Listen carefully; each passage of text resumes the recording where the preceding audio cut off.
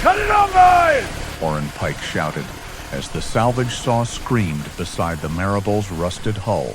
Nolan Mercer stepped onto the dock with Ghost at his side. Stop. That boat's mine. Orrin laughed. You bought garbage for that. Now watch it die. To everyone else, it was scrap. To Nolan, it was the first home he'd had in years. The blade lowered toward the steel. Ghost lunged across the wet deck and froze over a warped floorboard.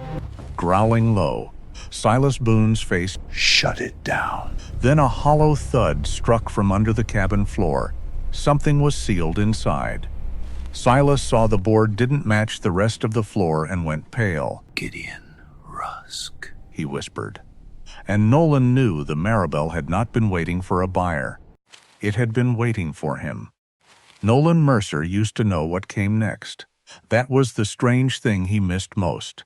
Not the uniform, not the rank. Not even the noise of men moving with purpose in the dark, but the simple mercy of a next step.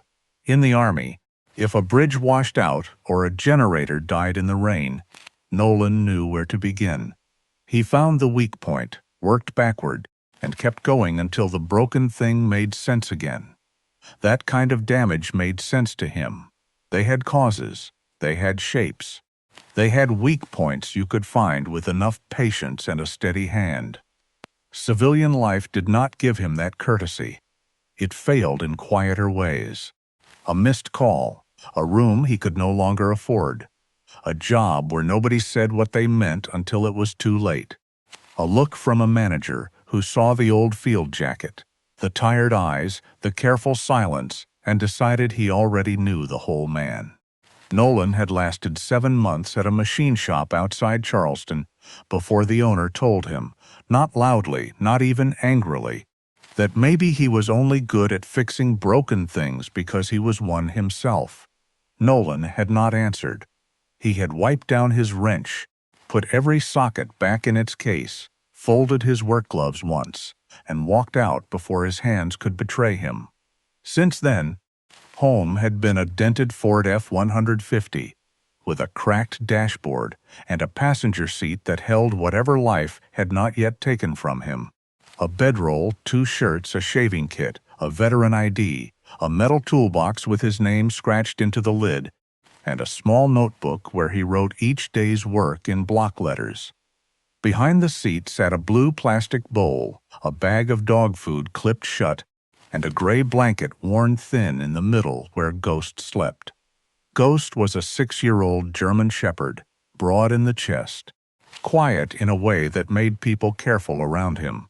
He had belonged once to an older veteran who passed away in a small VA apartment, and Nolan had taken him in because nobody else seemed to know what to do with a dog that watched grief like it was weather. Ghost did not beg. He did not bark for nothing. At night he lay between Nolan and the truck door. When Nolan sat too still for too long, Ghost put his muzzle on Nolan's wrist, not asking for anything, just bringing him back to the room, the road, the breath in his own chest. Nolan came to Brackett Sound because a man at a gas station told him Silas Boone's boatyard needed an old pump fixed. Brackett Sound was not much on a map, just a low strip of weathered docks, salt marsh, pine scrub, and sheds with tin roofs gone dull from years of sea wind. The place smelled of brine, diesel, wet rope, and wood that had learned to bend instead of break.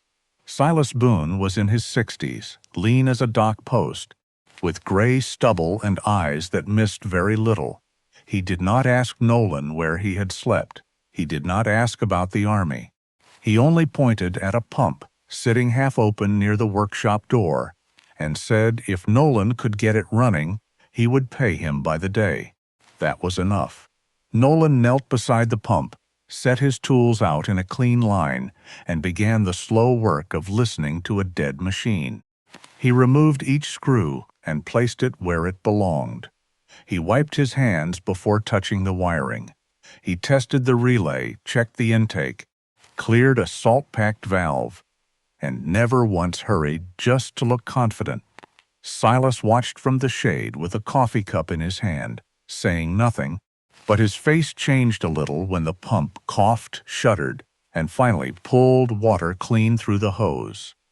Nolan stood, wiped his palms on a rag, and felt that small, dangerous feeling he tried not to trust anymore: usefulness.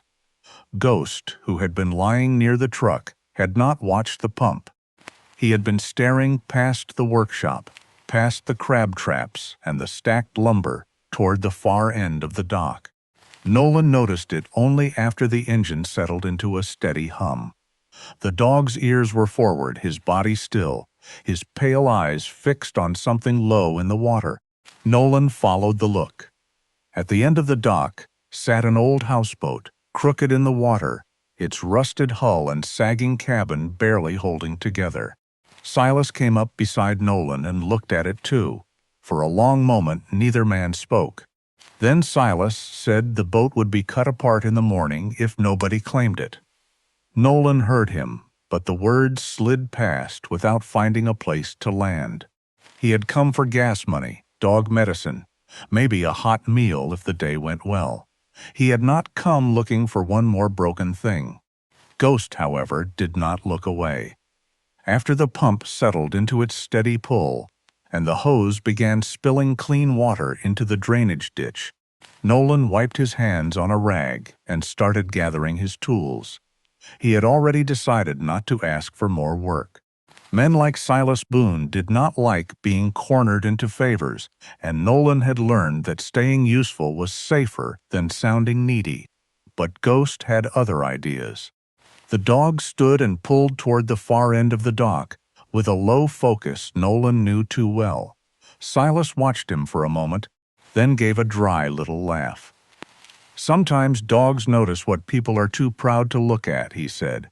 Nolan almost answered, but Ghost pulled again, and the three of them walked past stacked crab pots, old fuel drums, and coils of rope stiff with salt until the houseboat came fully into view. Up close, it looked worse than it had from the workshop. The name on the side was still readable beneath the peeling paint: the Maribel. Once, someone had painted the letters in white with a careful hand. Now the edges had flaked away, leaving the name looking less written than remembered. Rust ran along the steel hull in long orange seams. The wooden cabin had swollen from salt air until the boards bulged around the windows. The glass was cloudy. The railing bent inward near the bow. A faded life ring hung crooked on one wall, its rope green with mildew. The dock line was stiff, the knots furred with age. Even the door looked tired, jammed halfway in its frame as if it had opened for the last time and regretted it. Nolan stood with one boot on the dock and one hand on Ghost's leash, telling himself exactly what the boat was: trouble, rot, cost time. A thing that would ask more from him than he had left. Silas stepped onto the dock boards beside him and said the boat had belonged to Gideon Rusk, former Navy mechanic, lived aboard more than 20 years, kept to himself, did not welcome visitors, did not smile much. Folks around Brackett Sound had called him strange, stubborn, touched by old storms. Silas looked at the warped cabin door and scratched his jaw. But Gideon fixed more for people than most people remember. That sentence sat differently in Nolan's chest. He knew men like that, men who did not know how to be warm, but knew how to show up with a wrench when the lights went out. Gideon had died in 2024, Silas said. No family had come. The marina had held the boat longer than it should have. Silas had already filed the abandoned vessel paperwork months earlier, and the remaining transfer fee was $25. If nobody took responsibility for it by morning, the marina's lien would clear, and a salvage crew would cut the hull and haul it out in pieces. Nolan shook his head before Silas finished. "I'm not looking for a boat." His voice came out flat, which was better than tired. "I got a truck that barely starts, a dog with an ear infection, and enough cash to make one more bad decision." Silas did not push. He only nodded, as if that was the most reasonable thing anyone had said all week. But Ghost stepped onto the deck. The boards creaked under his weight. Nolan tightened the leash. Ghost. Off. The shepherd looked back at him, pale eyes calm, then turned and sat squarely in front of the stuck cabin door. Nolan pulled once. Ghost did not move. He was not being disobedient. He was waiting. That was worse. Nolan cursed under his breath and stepped aboard. The deck gave a soft, complaining groan but held. He crouched near the waterline, ran his fingers along a rust seam, tapped the steel with 2 knuckles, then again with the handle of his screwdriver. Bad, yes. Dead, no. The top layers were ugly, but the sound beneath still had weight. He checked the cabin frame. Swollen, but not collapsed. The boat did not need to cross the Atlantic. It did not even need to leave Brackett Sound. It only needed to float, stay dry, and give a man and his dog a door they could close. Nolan hated that he could see where to begin. He hated it because beginnings were dangerous. They made a person imagine a week from now, a month from now, a version of himself foolish enough to stay. Silas said nothing. Ghost remained by the door. The marsh wind moved through the Spartina grass and brought the smell of salt, mud, and old wood. Nolan reached into his wallet and counted out $25 in worn bills. He handed them to Silas before he could think better of it. This was not faith. It was not hope, not exactly. It was recognition. For the first time in months, Nolan had found damage he knew how to face. Silas folded the bills, put them in his shirt pocket, and handed Nolan a ring of old keys. A small piece of metal hung from it, scratched but legible. Nolan turned it over in his palm and read the words stamped there. For the one who stays. The phrase should have meant nothing. Instead, it pressed against him like a thumb on an old bruise. Nolan stayed aboard the Maribel because he had paid for the right to do it, and because leaving now would have felt like admitting the boat had frightened him. Silas had offered him the use of the shop bathroom, an extension cord, and an old lantern with a cracked handle, then left without making the offer sound kind. Nolan appreciated that. Kindness was easier to accept when it came disguised as practicality. By dusk, Brackett Sound had gone the color of tarnished silver. The marsh grass flattened and lifted in the wind. The last gulls moved inland. The houseboat settled against its lines with a tired metallic knock, as if it had been waiting all day to complain in private. Nolan forced the cabin door open with one shoulder and stood in the doorway while Ghost slipped past him. Inside, the room was smaller than it had looked from the dock. The ceiling sat low enough that Nolan felt it above him even when he did not touch it. A scarred wooden table was bolted to the floor, with cracked bench cushions on one side and a rusted propane stove on the other. Empty shelves lined the forward wall. A faded oilskin coat hung from a hook behind the door, stiff at the shoulders, as if Gideon Rusk had stepped out of it only minutes ago and might come back asking why a stranger was standing in his home. The air smelled of damp wood, salt, old cloth, and something faintly mechanical under it all, the ghost of oil and iron. Nolan set his bedroll on the floor because the bench smelled too much like mildew. He put his toolbox under the table, his duffel beside it, and Ghost's blanket near the door. Ghost ignored the blanket at first. He walked the cabin slowly, nose low, checking corners, seams, the base of the cabinets, the narrow space beneath the table. He paused once near the rear floorboards, ears lifting, then moved on. When he finished, he lay down between Nolan and the door, his body angled toward the dock, catching the lantern light in dull silver bands. Nolan sat on the floor with his back against the wall and listened. Outside, water tapped the steel hull in a patient rhythm. The dock line creaked. Wind moved through the Spartina grass with a dry, whispering sound. Somewhere beyond the marsh, a buoy bell rang once and then went quiet. The silence should have been peaceful. Instead, it opened too much space inside him. Nolan missed the ugly comfort of noise, a generator coughing awake, boots on gravel, a radio voice breaking through static, somebody calling his name because he was needed. Here nobody needed him yet. Here the boat only breathed around him, close and damp and old. He did not sleep for a long time. He watched the lantern make the cabin walls rise and fall with the movement of the water. He thought about his truck parked near the shop, about the folded bills gone from his wallet, about the key ring in his pocket, and the words stamped on the metal tag. For the one who stays.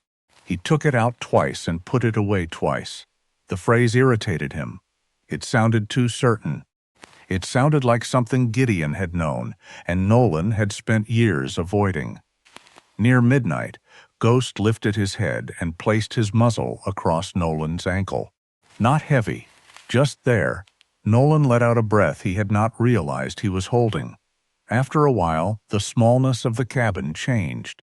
It was still damp, still ugly, still full of work he could not afford to do wrong, but it had a roof, a door, a floor under him that did not belong to a gas station parking lot. The walls were close enough to touch. The boat moved, but it did not leave. Toward morning, Nolan slept in pieces, waking each time the hull knocked softly against the dock.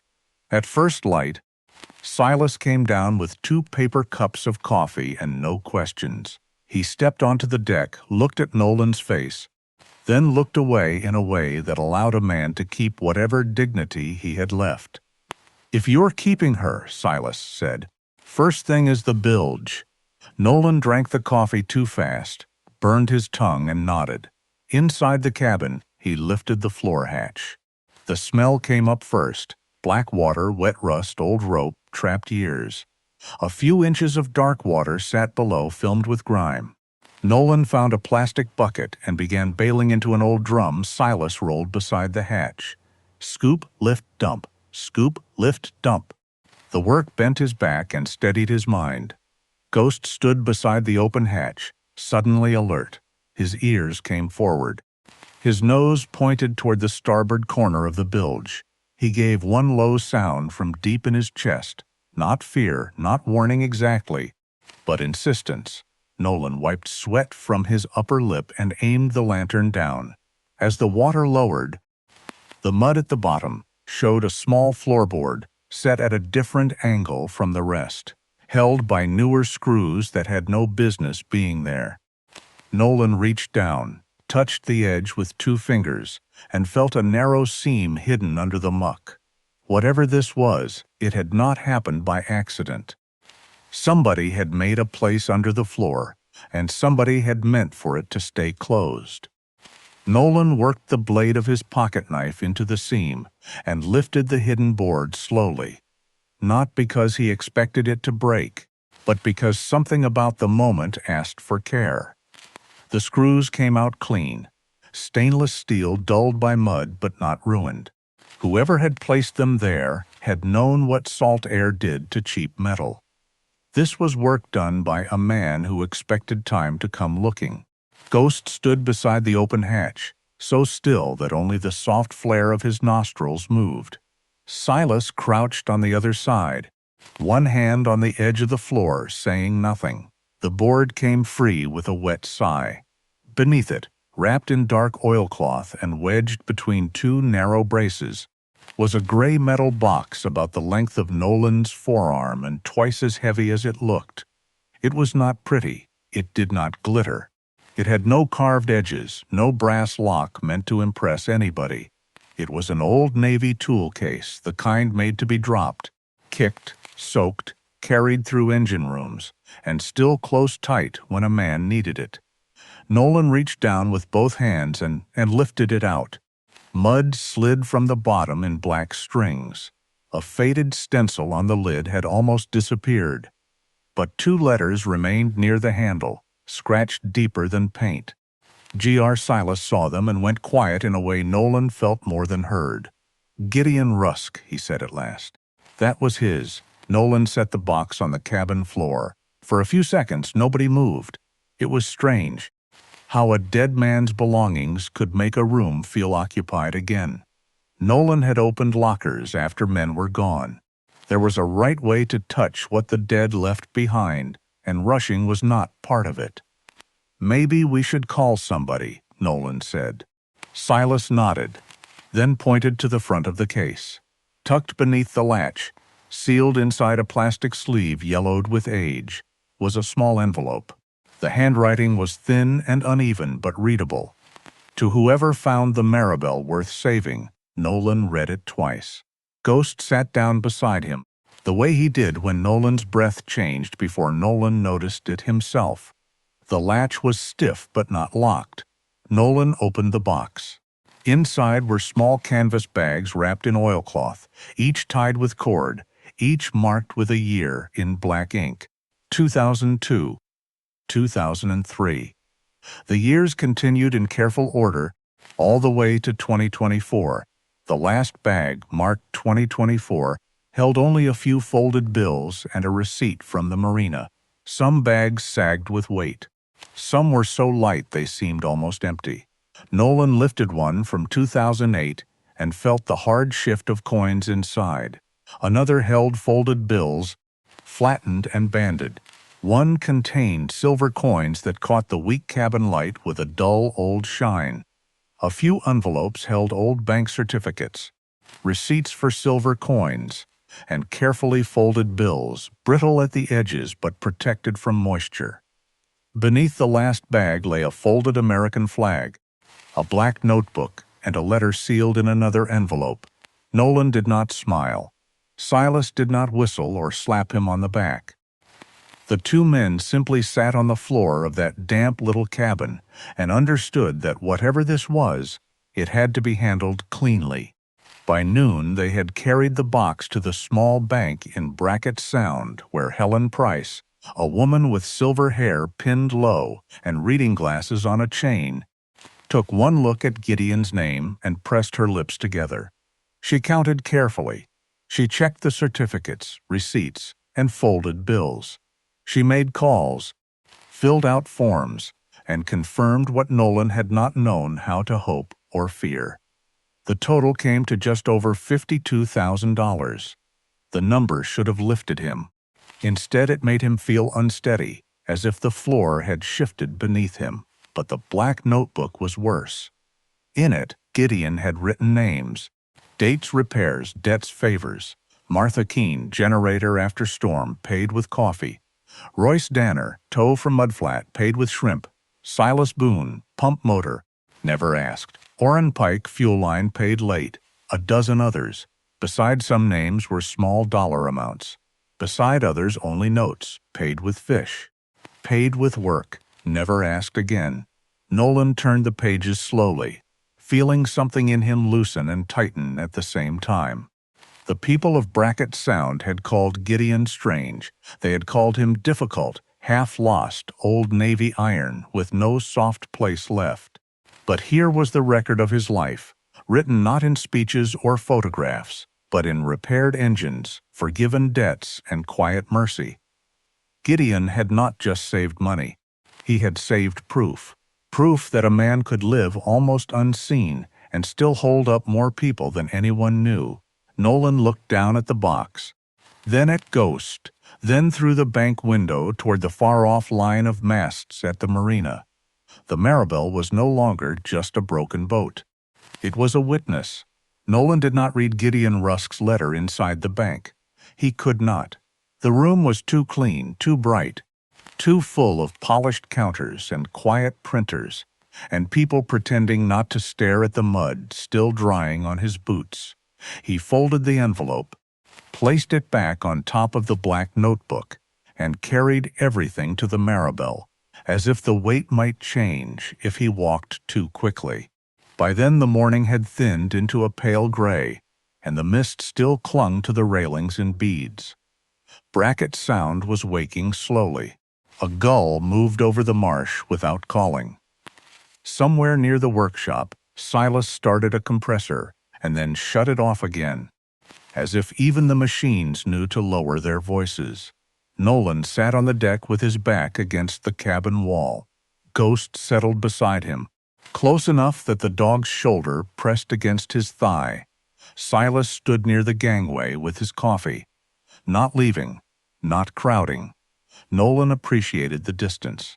Some things a man had to face with witnesses nearby, but not leaning over him. The envelope was stiff from age and careful storage. Gideon's handwriting slanted to the right, thin in places, heavy in others, the script of a hand that had once been steady, and then learned to keep going after it wasn't. Nolan opened it with his thumb and read. Gideon did not begin with apology. He did not begin with a sad story meant to soften whoever found the money. He wrote his name, his service, the year he bought the Maribel, and then he wrote that returning home had been harder than leaving, because nobody told him where to put the part of himself that still listened for alarms. He wrote that people saw an old man on a rusting boat and thought they were seeing the whole truth. They saw the coat, the silence, the bad temper when strangers stepped aboard without asking. They saw the boat sagging in its slip and decided he had come to the end of something. I was never asking to be pitied, Gideon wrote. Pity makes a man smaller in the eyes of the person giving it. I only wanted room to keep my hands busy. Nolan stopped there. His throat had tightened before he was ready for it. Ghost lifted his head, watching him without demand. Nolan rubbed the paper once between his fingers, feeling how dry it was, how carefully it had survived. He kept reading. Gideon wrote that some things looked worse from the dock than they were inside. A rusted hull might still have good steel under the orange. A quiet man might still be listening. A life that looked empty from a distance might be full of small repairs nobody noticed until the lights stayed on during a storm. He wrote that the money had come year by year, never easily, never all at once. Some years he saved nearly nothing. Some years he saved because there was nothing else to do but work, eat, sleep, and put a little aside for a future he did not expect to see. If the person reading the letter needed the money to stand up, Gideon wanted him to use it. If he had enough strength left, Gideon hoped he would repair the Maribel properly. Not fancy, not pretty for tourists, just sound, dry, honest, worth stepping onto without shame.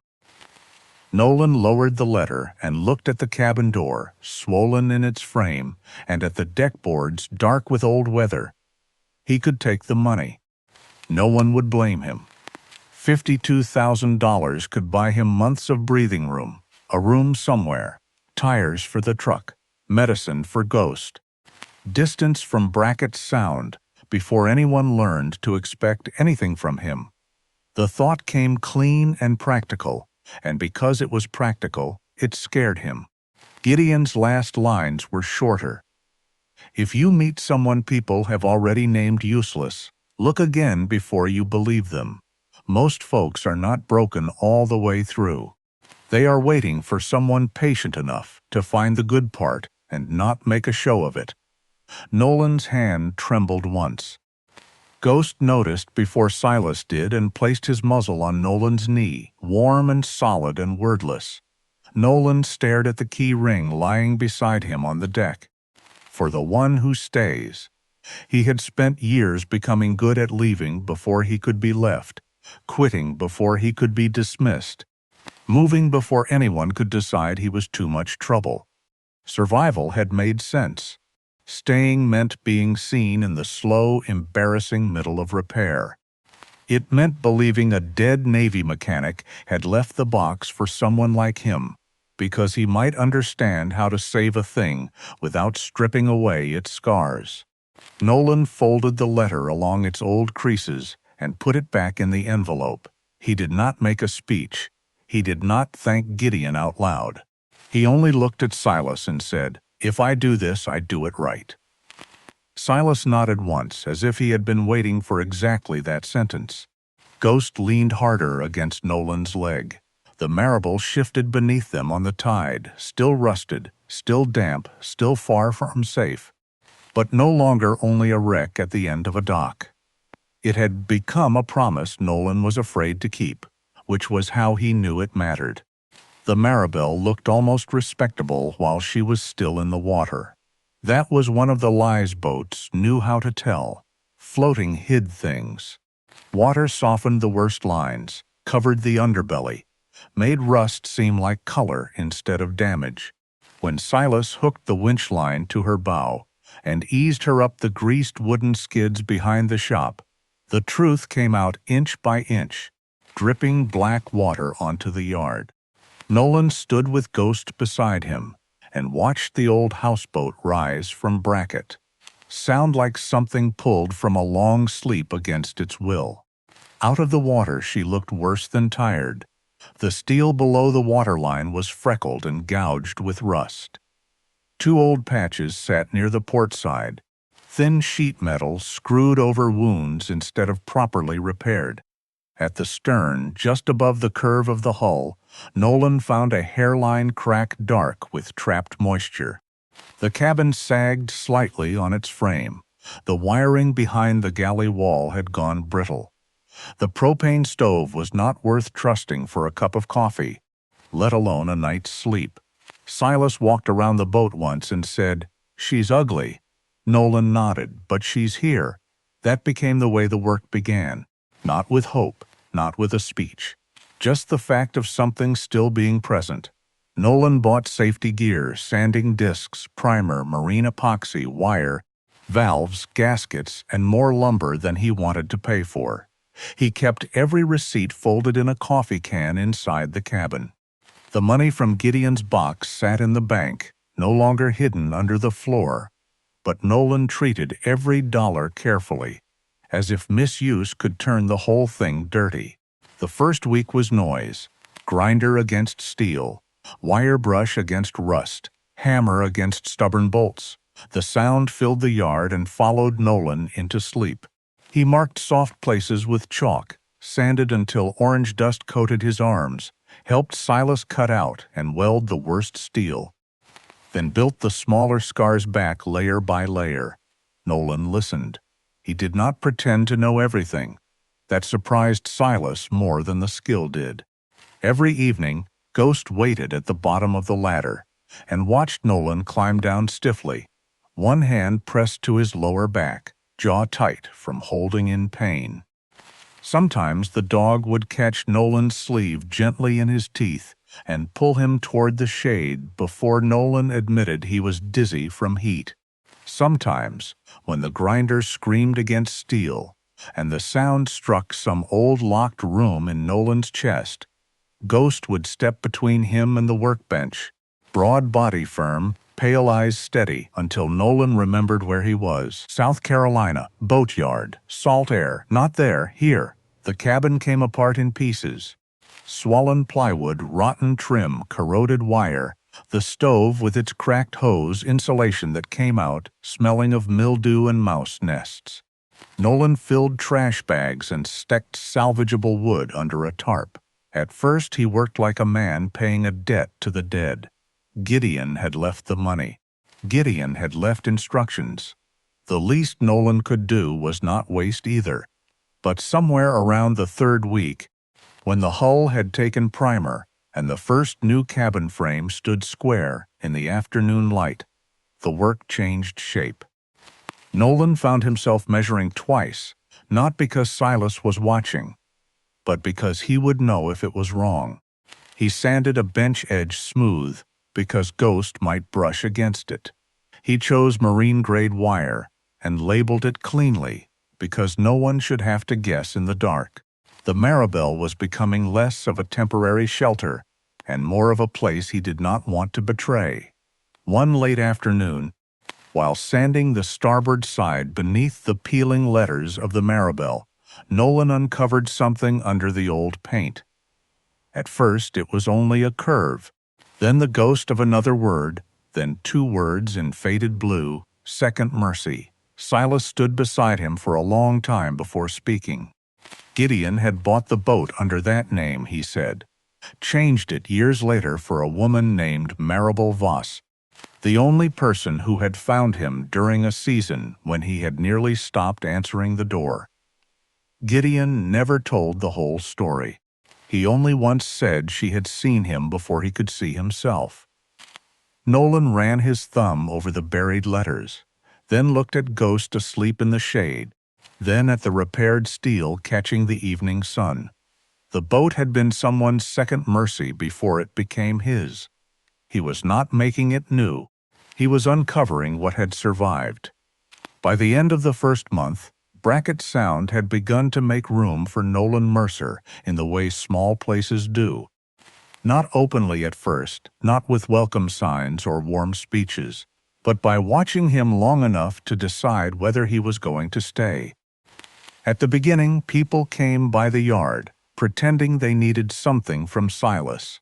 But their eyes kept drifting toward the Maribel. Nolan heard pieces of what they said, because people who whisper near boatyards forget how sound carries over water. Veteran. Sleeps in that old Ford. Paid $25 for Gideon's wreck. Found something under the floor. Money, they said. Some made it sound like luck. Some made it sound like theft waiting to happen. A few figured Nolan would patch one hole, cash out, and disappear before the first tropical storm of the season. Nolan did not answer any of it. He had learned long ago that a man could spend his whole life defending himself and still not change the mind of someone who preferred the smaller version of him. So he kept showing up. Before sunrise, he was at the yard with coffee gone cold in a paper cup, pulling on gloves stiff with dried primer. By noon, his forearms were striped with rust dust and white sealant. By evening, his shirt smelled of sweat, steel, and marine paint. Ghost stayed near him. Sometimes in the shade, sometimes under the ladder, always close enough that Nolan could look over and find him. The first person to come without pretending was Martha Keene. She ran the little diner near the highway, the kind with 4 booths, a counter, and a screen door that slapped shut hard enough to sound angry. She arrived one Friday evening, carrying stew in a white paper container, wrapped in a towel to keep it warm. "You look like a man who forgot supper was a thing," she said.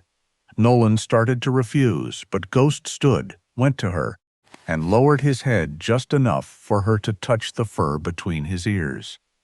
Martha smiled as if the dog had answered for him. She told Nolan that after Hurricane Elias, Gideon had rebuilt her generator in the alley behind the diner while rainwater ran into his boots. He took no money. Said coffee counted if she kept it strong. 2 days later, Royce Danner came by with a motor lift in the back of his pickup. Royce was a shrimp boatman, wide in the shoulders, skin browned by glare off the water, voice rough as dock rope. He did not ask if Nolan needed help. He just unloaded the lift and said, "Gideon pulled me off a mud flat once when the tide was running out. Told me I could pay him back by not being stupid twice in the same week." Royce sat on an overturned bucket afterward, and Ghost sat beside him, quiet as a judge. Then Helen Price came from the bank with copies of forms Nolan had forgotten to sign, and told him she still remembered Gideon's yearly deposits. She said Gideon came in every January, always with bills folded straight, always smelling faintly of diesel and peppermint. He never chatted, but he always asked whether the roof had stopped leaking over the teller window. Orrin Pike was different. He had been one of the men Nolan heard laughing the first day, calling him the man in the truck, and saying the Maribel would sink out of pity. Orrin did not apologize, not then. He came before dawn and left a stack of good cedar boards beside the shop door, weighted with a brick so the wind would not scatter them. Nolan found them after sunrise. Silas saw the boards and said nothing, which meant he knew exactly who had brought them. Slowly, Gideon became less of a dead name on a box, and more of a man built from fragments. Nolan began to understand that Gideon had lived quietly, but not emptily. There was a difference. A person could be alone and still be woven through other lives. A person could be hard to approach and still leave warmth behind, hidden in practical things. Ghost changed too, or maybe people changed around him. He no longer stood between every visitor and Nolan. He let Martha scratch his ears. He leaned against Royce's boot while Royce talked. He watched Helen with solemn patience as she explained paperwork. The dog became a door Nolan did not know how to open himself. One afternoon, as Nolan was sanding a new window frame, Martha walked past the yard and called, "Nolan, you eating tonight or pretending again?" She said his name like it had always belonged there, like it was not something borrowed or temporary. Nolan looked down at the wood in his hands and did not answer right away. It was a small thing, being called by name. Small enough that another man might have missed it. But Nolan had spent months as the veteran, the drifter, the guy in the truck. Hearing his name in bracket sound felt like a board settling into the right notch. Rain came in steady on a Tuesday night, not hard enough to frighten anyone, but long enough to turn the boatyard soft at the edges. It tapped on the tin roof of Silas's shop, ran down the windows of the Maribel in crooked lines, and gathered in the low places of the dock, where old sawdust and salt made dark little islands.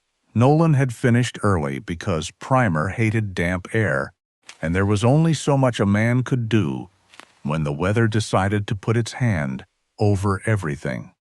He sat inside the half-rebuilt cabin with a lantern on the table, Ghost asleep near the door, and Gideon's black notebook open in front of him.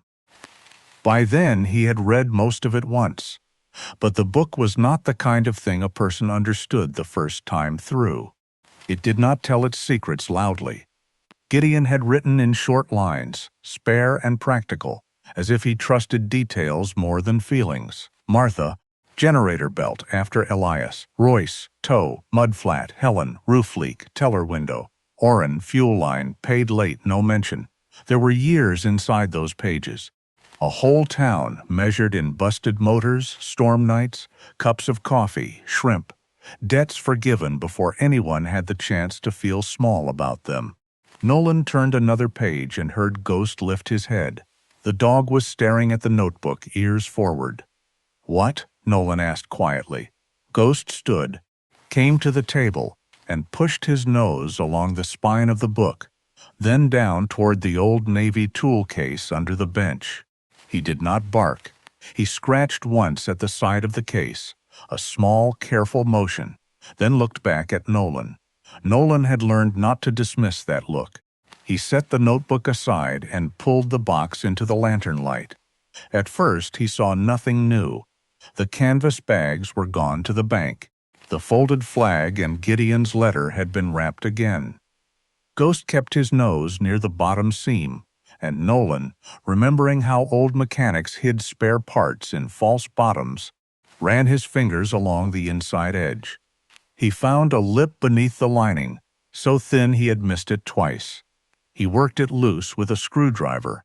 The false bottom lifted with a dry click. Under it lay a small brass key, dark with age, and a folded piece of paper. The paper showed a rough map of Bracket Sound, the shop, the fuel shed, the old bait freezer, and a narrow storage building near the marsh side of the dock. Beneath the drawing in Gideon's slanted hand were 5 words: "For storm days, no questions." The next morning Nolan showed it to Silas. The old man stood very still, then looked toward the storage building, as if it had changed shape while nobody was watching. The place had been locked for years. A sagging little shed with a patched roof, half hidden behind stacked crab traps and a tangle of marsh grass. Silas had thought it held scrap. The key turned on the second try. The door opened with a swollen groan, and the smell inside was dust, rope, old canvas, and dry cedar. There was no money, no grand secret waiting to make a headline. There were life jackets hanging from pegs, coiled dock lines, flashlights with spare batteries taped to them, a hand pump wrapped in cloth, weather radios, first aid kits, emergency blankets, clean water cans. Basic tools sorted into labeled bins. Everything had been marked in Gideon's careful handwriting. Check batteries. Replace gauze. Return rope dry. Nolan stood in the doorway while rainwater dripped from the roof edge behind him.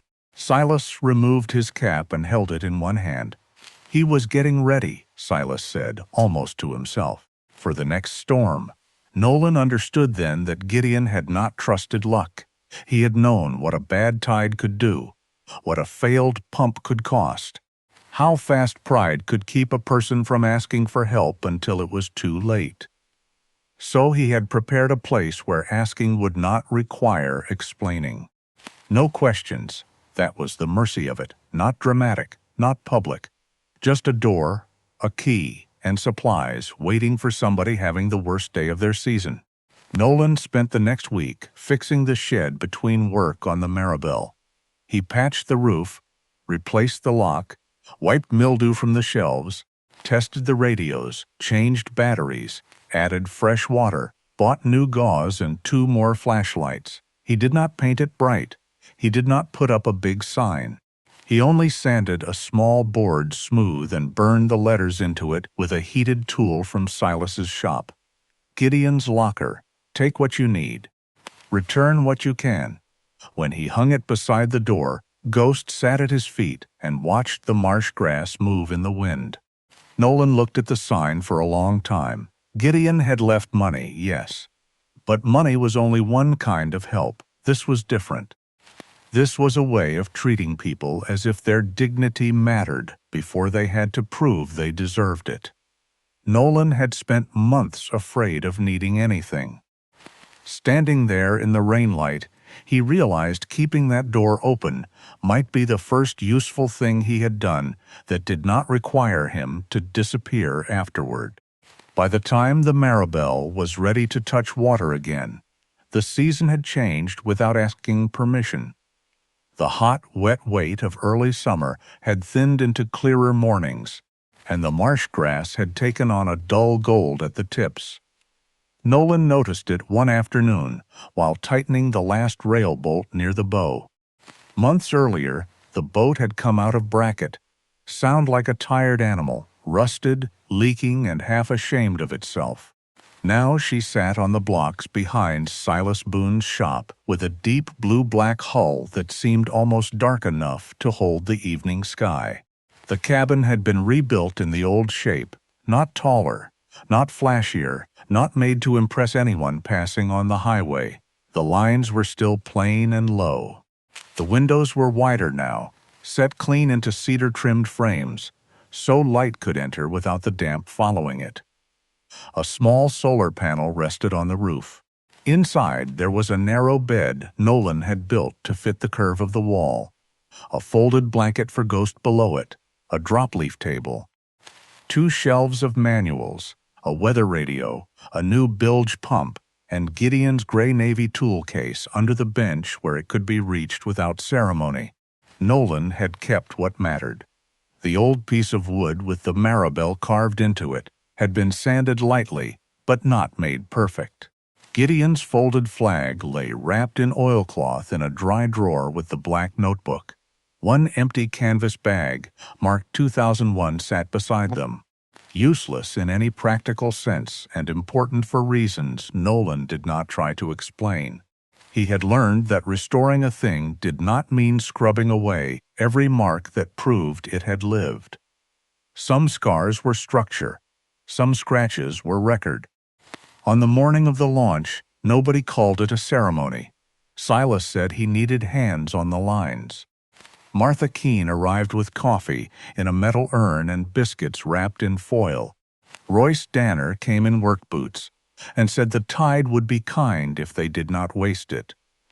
Helen Price stood near the shed with her cardigan buttoned wrong, smiling like someone trying not to cry over a boat. Orrin Pike came last, carrying nothing, hands shoved in his pockets, eyes on the ground until Ghost walked over and sniffed his boot. There was no music, no speeches, no banner. Just a few people standing in a boatyard with paper cups of coffee. watching something that had been called scrap become a home. The winch took the strain slowly. Boards creaked, ropes tightened. Nolan stood at the stern, one hand on the rail, feeling every sound in his ribs. He had checked the hull twice, then 3 times. He had tested the pump, sealed the valves, tightened the fittings, traced every wire with his fingers. Still, as the Maribel began sliding toward the water, fear rose clean and sharp in him. Not fear that she would fail, exactly. Fear that she would float and make the choice real. Ghost stood at the bow, steady as a figurehead, unmoving in the salt wind. When the hull touched bracket sound, the water took her gently. For one breath, everyone went still. Then she settled. No hard list, no leak showing at the seams, no ugly crack of stressed wood. The Maribel floated low and sound, the way a boat should, as if she had always known she could, and had only been waiting for someone to stop calling her finished. Royce let out a quiet laugh. Martha pressed one hand to her mouth. Silas looked away toward the marsh, which Nolan understood was his way of keeping his face private. Nolan did not move for a long moment. His palm rested on the new rail, still faintly tacky from the final coat. Under his boots, the deck shifted with the small living movement of water. He waited for the old urge to leave, the one that usually came after a job was done, telling him to pack before anyone expected him to remain. It did not come. Instead, he looked from the cabin to the dock, from Ghost to the people standing there, and felt something settle in his chest with the weight of a tool placed in the correct drawer. Silas came up beside him after the lines were secured.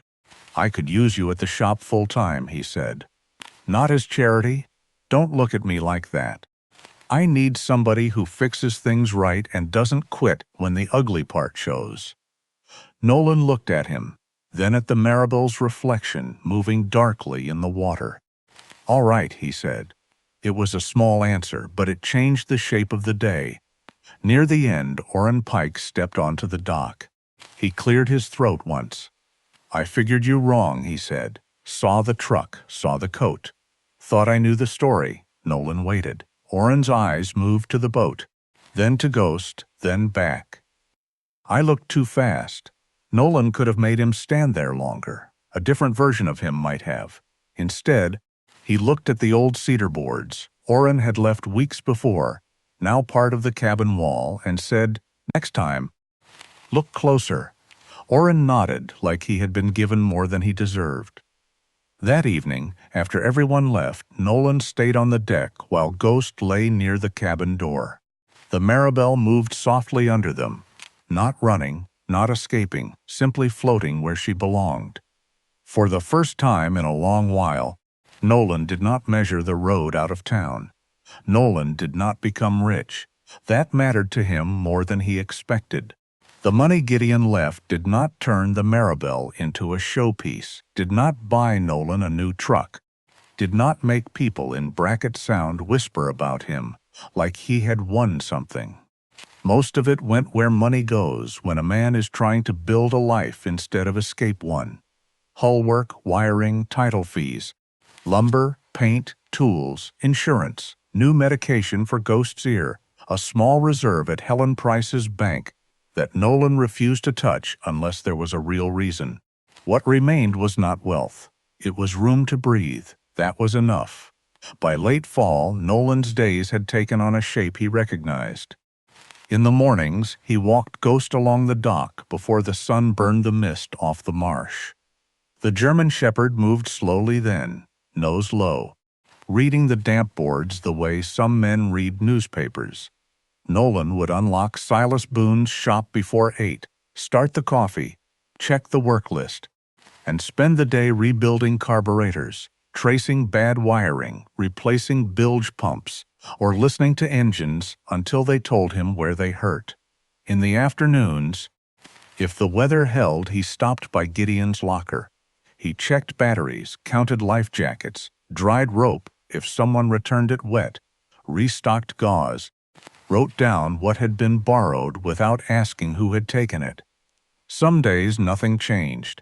Some days a flashlight disappeared and came back with new batteries.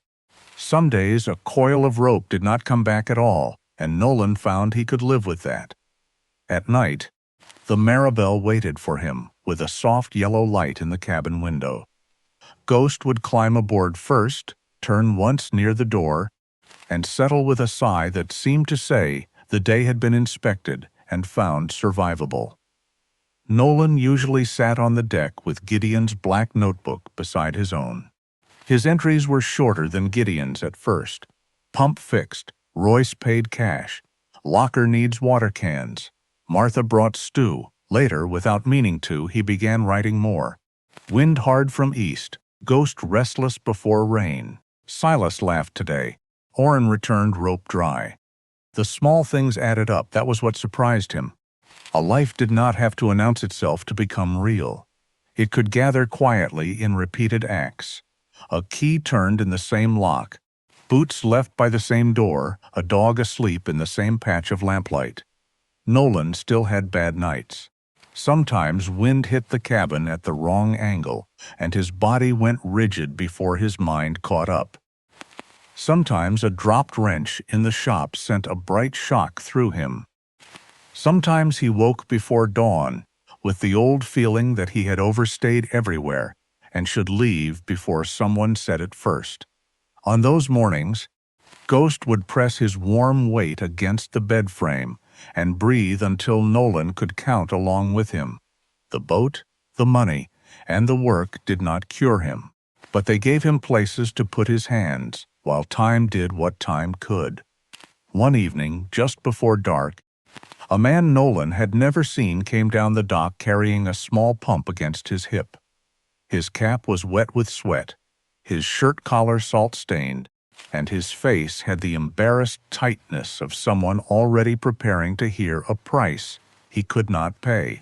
He stopped a few feet from the Maribel and looked at the deck, the rebuilt cabin, and the dog at the door. "You the one fixes pumps?" he asked. Nolan heard himself in that voice. Not the words, but the guarded space behind them. The part of a man that hated needing help, because needing help had so often come with being measured. Ghost stood, walked down the gangway, sniffed the pump, then looked back at Nolan as if the answer had always been obvious. Nolan reached under the bench and pulled out Gideon's gray navy tool case. The metal had been cleaned, but not polished too bright. The initials GR still showed near the handle. Nolan set it on the table, opened the latches, and felt the old tools settle into view. "Bring it over," he said. "Let's see what we can save." The man stepped aboard carefully, and the Maribel shifted beneath his weight without complaint. Outside, Brackett Sound darkened by degrees. A light came on in Silas's shop. Another glowed behind Martha's diner window. The marsh went quiet except for water touching steel, steady and patient.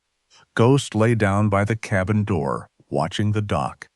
Nolan bent over the pump, sleeves rolled, hands steady, Gideon's tools between him and a stranger's bad day.